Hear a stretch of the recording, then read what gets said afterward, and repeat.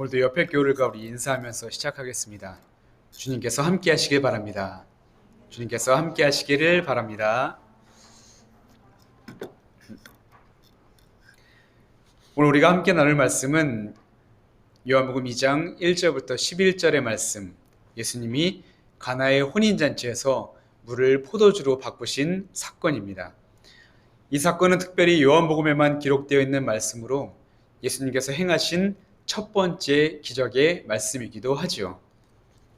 그런데 이 기적은 예수님께서 물을 포도주로, 즉 물을 술로 바꾸신 것 때문에 읽는 사람마다 참 다양한, 어찌 보면 억지스러운 해석을 내놓기도 했습니다.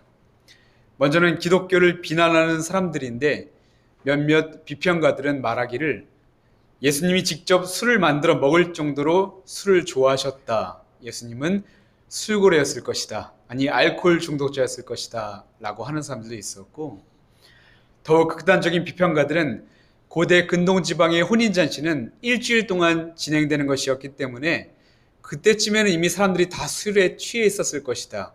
바로 그때 예수님이 어떤 속임수를 써서 물이 포도주라고 착각하게 만든 것뿐이다.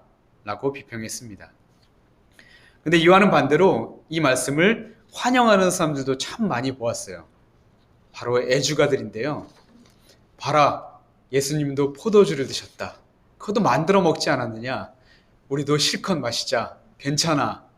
라고 하는 사람들 제 주변에도 엄청 많이 있었습니다.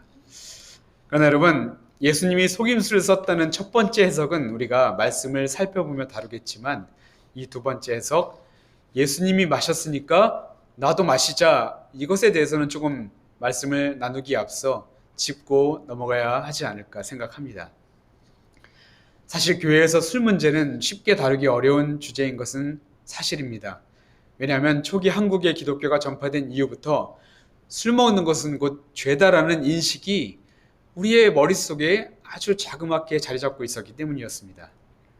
그런데 여러분, 이 시간 제가 술을 먹어도 된다, 안 된다라고 이야기하는 것은 아닙니다. 그리고 술이라는 것이 구원의 필요 조건이 되지 않는다는 것도 미리 말씀을 드립니다.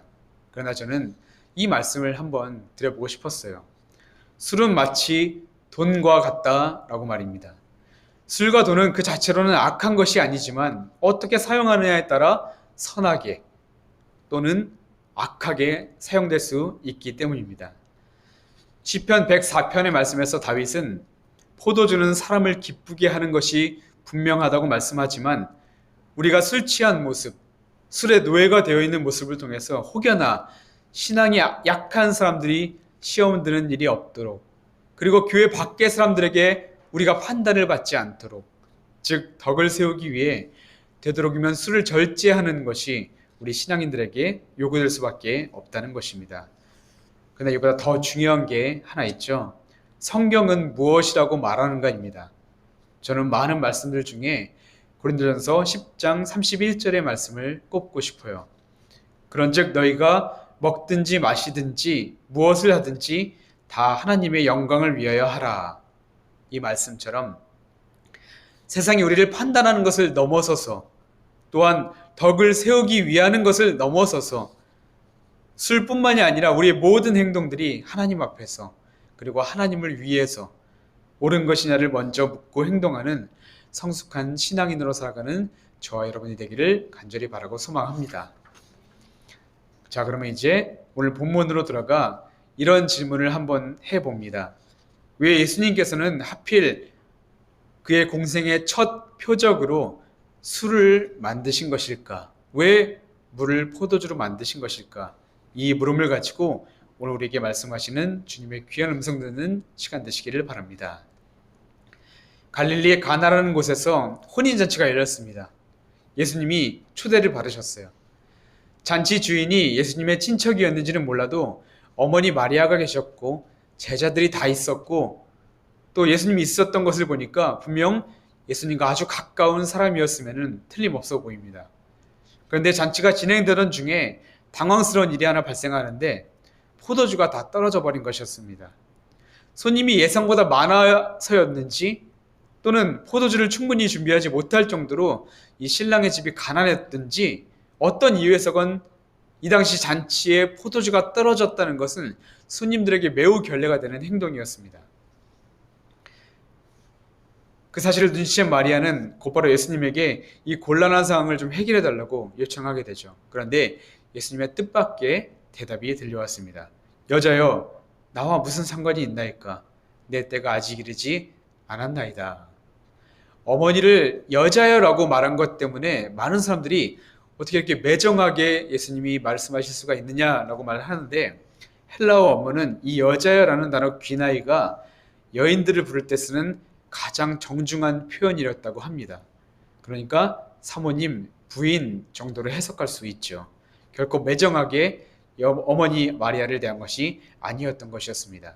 그런데 이어지는 말씀이 더 이해가 안 되기도 해요. 나와 무슨 상관이 있나이까? 내 때가 아직 이르지 아니하였나이다. 성서학자들이 여러 해석들이 있지만 성경 주석을 보면 이에 대해 이렇게 표현합니다. 그것은 당신에 관한 일, 즉 세상 일 아닙니까? 하나님의 영적 사명을 완수하기 위해 이 땅에 온 나와는 상관이 없는 일입니다. 아직은 하나님의 때가 되지 않았습니다. 라고 말씀하죠.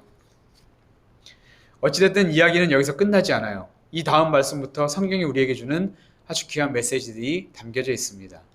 먼저는 마리아인데, 마리아는 예수님에게 분명하게 거절당했음에도 불구하고 하인들을 불러 예수가 어떤 말을 하든지 그대로 따라하라고 언지를 합니다. 예수님을 끝까지 신뢰하는 마리아의 신앙이 돋보이는 장면이죠. 그런데 마리아보다 더 놀라운 사람들이 있는데 그들이 하인들이었어요. 이들은 돌 항아리에 물을 채우라는 예수님의 말씀을 그대로 실천합니다. 하인들 중에서 누구도 불평하는 사람이 없고 누구도 의심하는 사람이 없이 그저 시키는 일을 할 뿐입니다. 근데 여러분, 여기서 잘 생각해 보십시오. 예수님은 항아리에 다 물이 채워진 후 말씀하시기를 이제는 떠서 연회장에게 갖다 주라 라고 말씀합니다. 연회장은 혼인잔치의 전체 진행을 관리 감독하는 사람이었습니다. 그런데 예수님이 하신 명령은 아주 단순해 보이지만 사실 참으로 따르기 어려운 말 아닌가요? 왜냐하면 하인들은 알잖아요. 저 항아리 안에 무엇이 들어있는지 그들은 분명히 눈으로 보았고 자기들의 행동으로 했잖아요. 그런데 그것을 예수님 앞에, 그것을 연회장 앞에 그대로 갖다 주라고 말하는데 그것을 그들은 그저 순종할 뿐이었습니다. 그런데 그때 어떤 일이 일어났습니까? 그들은 물이 최고급 포도주로 변하는 놀라운 사건을 그들의 눈으로 직접 확인하게 됩니다. 여러분 9절을 한번 보시겠어요? 연회장은 물로 된 포도주를 맛보고 어디서 났는지 알지 못하되 물떠온 하인들은 알더라. 모두가 잔치에 초대받아 포도주를 마시며 기쁨을 누리지만 그 기쁨의 근원인 포도주가 어디서 왔는지 그 비밀을 아는 사람은 오직 하인들 뿐이었습니다. 순종이 제사보다 낫다라는 말씀이 있죠.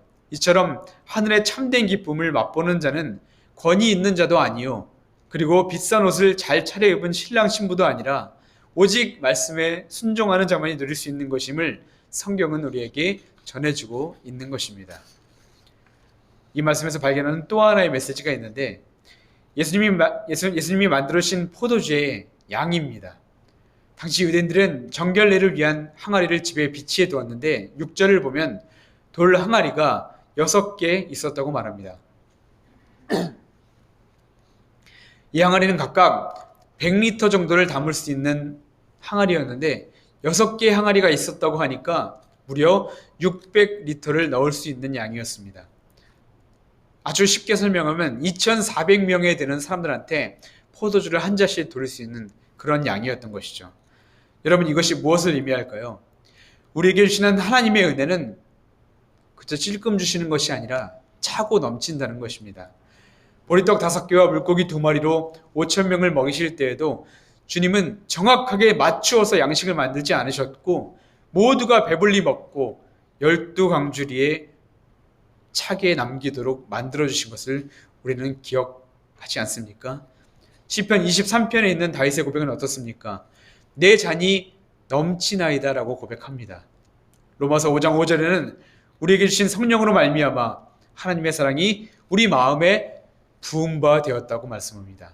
이처럼 우리에게 베푸시는 주님의 사랑과 은혜는 그저 감질만 나게, 그저 찔끔 주고 마는 것이 아니라 차고 흘러 넘치도록 우리에게 가득 부어주신다는 것입니다. 이것이 하나님이 그의 자녀에게 일하시는 방법이라는 것이죠. 사랑하는 여러분, 이것을 기억하시기 바랍니다. 우리 주님은 지금도 말씀에 순종하는 자에게 당신의 사랑과 은혜를 부어주시기 원하시는 분이라는 것을 말입니다. 다시 잔치를 처음부터 시작하고도 남을 만큼 풍성한 양의 포도주를 만들어 주신 주님께서 저와 여러분의 삶 속에서도 선하고 귀한 것으로 차고 넘치도록 은혜를 허락해 주시기를 주님의 이름으로 축복합니다. 다시 성경을 보면 물이 포도주로 변화된 이후에 그 다음 내용이 성경에 나오지는 않지만 곤경에 처할 뻔했던 잔치는 처음보다 더 큰 기쁨으로 잘 마칠 수 있었을 것입니다. 그러면 또다시 질문해 보겠습니다. 왜 예수님의 첫 표적이 소경의 눈을 뜨게 하는 것이 아니고 안진뱅이를 일으키는 것도 아니고 죽은 이를 살려주신 것도 아니라 포도주를 만드신 것이었을까요? 그저 남의 집 잔치에 술 마련해 주시는 게 메시아의 사역이었던 것이었을까요? 그러나 여러분, 혼인잔치에서 포도주를 만들어 주신 표적, 이것보다 더 메시아이신 주님의 사역을 드러낼 수 있었던 것은 없었습니다. 성경을 보면 이 표적이 구약의 모세와 연결되어 있다는 것을 발견할 수가 있는데, 당시 유대인들은 모세를 위대한 조상이자 가장 크고 권위 있는 자로 꼽았습니다. 이스라엘 백성들을 출애굽해서 가나안으로 인도했기 때문이죠. 그런데 출애굽기를 보면 모세가 하나님의 명령에 따라 10가지 재앙을 애굽에 행한 기사가 등장합니다. 첫 번째 재앙이 바로 피의 재앙이었어요. 나일강의 물을 피로 물들여 이 물을 먹는 사람들이 죽은 그런 사건이었습니다. 그렇다면 이 모세의 사건과 지금 예수님의 이 물을 포도주로 변화된 사건을 한번 대비시켜 보겠습니다. 모세와 예수님은 모두 물을 변화시켰습니다. 그러나 다른 점이 있죠. 모세의 기적은 물을 변화시켜 생명을 파괴하고 고통을 주는 것이었다면 예수님의 기적은 물을 변화시켜 생명을 살리고 기쁨을 주는 것이었습니다. 주님이 바꾸신 포도주는 십자가에서 친히 흘려주실 보혈, 바로 구원의 참 기쁨이 될 그 포도주를 상징하고 있었던 것이었습니다. 요한복음은 이를 말하기 위해 물을 포도주로 만든 표적을 가장 먼저 기록하고 있었다는 것이죠. 사랑하는 여러분, 우리 삶에 예수님이 없었다면 어땠을 것 같습니까? 마치 포도주가 다 떨어진 잔치 같은 삶일 것입니다. 그곳은 언뜻 보면 잔치가 열리는 것 같고 뭔가 있는 것 같은데 거기에는 진정한 기쁨이 없는 것처럼 말이죠. 세상의 잔치는 영원할 것 같지만 이내 사라져버리고 공허해져 버릴 것입니다. 포도주가 다 떨어지듯 우리들의 인생도 그렇게 메말라갈 수밖에 없겠죠. 그러나 예수님은 요한복음 전체를 통해서 우리에게 말씀합니다. 10장 10절을 보면 내가 온 것은 양으로 생명을 얻게 하고 더 풍성히 얻게 하려는 것이다. 15장 11절을 보면 내가 이것을 너희에게 이름은 내 기쁨이 너희 안에 있어 너희의 기쁨이 충만하게 하려 함이라.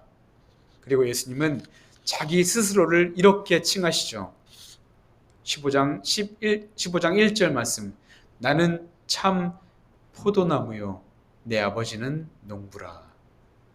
포도나무이신 예수님이 모든 기쁨의 근원이 되심을 선언하고 있는 것입니다. 그렇습니다. 예수님은 물을 포도주로 바꾸신 이 첫 표적을 행하심으로써 기쁨을 잃어버리고 살아가는 모든 이들을 잔치에 초대해 주십니다. 여기에는 언젠가 다 떨어져 버릴지도 모르는 그런 포도주의 기쁨이 아니라 결코 다함이 없고 모자람이 없고 없어지지 않을 영원한 기쁨을 준비해 놓으셨던 것이었습니다. 바라기는 우리를 사랑하셔서 이 땅에 내려오시고 우리의 죄를 대신하여 십자가에서 그 피를 쏟아내신 주님을 믿고 또한 기쁨의 근원 되시는 그분의 말씀에 끝까지 순종하는 여러분들의 삶 가운데 주님께서 생명의 기쁨, 영생의 기쁨을 흘러넘치게 부어주시기를 주님의 이름으로 축복합니다. 이제 말씀을 마치려고 합니다. 지금으로부터 1세기 전에 영국 캠브리지 대학교 종교학 과목 시험 중에 이런 문제가 있었습니다. 가나의 혼인잔치에서 물로 포도주를 만든 이 사건의 의미를 기술하시오. 이제 2시간 안에 답을 써야 되는데 창가에 앉아있던 한 학생만 유독 답안 작성을 하지 않고 멍하니 앉아있는 것이었습니다. 오랜 기다림 끝에 그 학생은 시험 시작이 5분 남았을 때 답안지에 딱 한 줄을 쓰고 그것을 제출하고 나가는 것이었습니다. 그런데 많은 학생들 중에 딱 한 줄을 쓰고 나간 그 학생에게만 A+가 주어졌다고 합니다. 이 학생의 답안지에 뭐라고 썼을까요? 거기에는 이렇게 적혀 있었습니다. 그러니까 가나의 혼인잔치에 대해서 그 의미를 기술하시오 라는 문제였는데 이 학생이 내린 답은 물이 그 주인을 만나니 얼굴이 붉어지더라. 물이 그 주인을 만나니 얼굴이 붉어지더라. 이 답을 쓴 학생은 영국의 위대한 시인이었던 바이런이었습니다.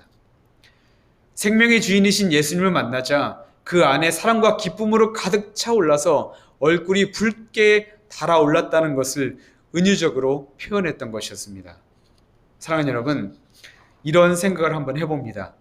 오늘 본문의 이야기에서 우리가 하나의 역할을 맡은다면 무엇이 어울릴까요? 마리아일까요? 하인들일까요? 군중들일까요? 신랑 신부일까요? 여러분, 저는 우리가 항아리 안에 있는 물이 가장 어울린다고 생각합니다. 아무것도 아닌 물, 시궁창 같은 더럽고 냄새나는 물이지만 예수님을 만난 이후에 최고급의 포도주, 가장 맛있고 값비싼 포도주로 변화하는 그 물 말입니다. 바라기는 메말라가는 우리 삶에 영원한 기쁨 되시는 주님을 아주 깊이 있게 만나고 교제하시기를 바랍니다.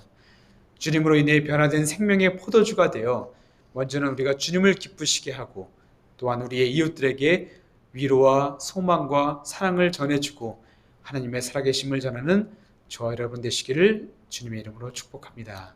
기도하겠습니다.